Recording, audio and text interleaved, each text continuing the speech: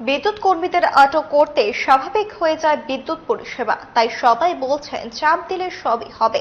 সোমবার রাতে তেলিয়ামুড়া করইলং শিশুবিহার এলাকায় বৈদ্যুতিক ট্রান্সফরমারে আগুন ঘিরে বিদ্যুৎ পরিষেবা ব্যাহত হয়, তারপরে সেই ঘটনা।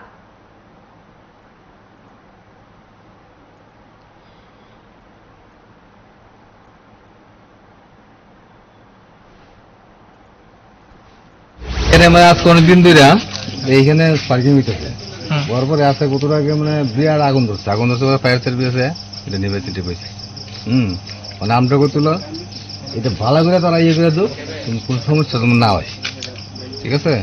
আর তারা প্রতিদিন এখানে আয়া ঠিক আছে, জঙ্গলটা কিন্তু বুঝতে পারে না, তারা এখানে বসে দেওয়া জায়গা কিন্তু পরিষ্কার দিচ্ছে ইয়ে করে না। আমরা বক্তব্য মানে এটা যখন ভালো করে ঠিক করে দেয়, আমরা এই বক্তব্য কতদিন যাবত আপনারা এই এলাকায়? আজকে 1 বছর উপরে ঘটনা হয়েছে। আজকে দীর্ঘদিন যাবত এই ইলেকট্রিকের খুঁড়িটার ভিতরে স্পার্ক হয়, এটার ভিতরে অ্যাকচুয়ালি ওভারলোড মনে হয়ে গেছে।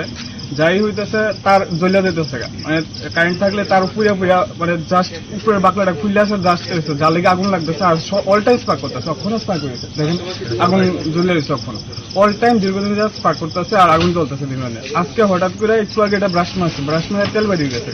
তো আমরা এটার লোকে দোকান আছে, অনেকটি বাড়ি ঘর আছে, এনি টাইম এনে কিছু রিস্ক হইতে পারে। আমরা অনেক দীর্ঘদিন দেখেছি সবকিছু যাতে নতুন করে রিপেয়ার করে দেওয়া যায়, বা আনলে এটা সেপারেট করে লোড আরেকটা করে। তো তারা কিছু করতেছে না, জাস্ট আয়ে কল দিলে, আয়া 2-3 বারে কল দিলে এসে একটু ঠিকঠাক করে তারপর চেঞ্জ করলে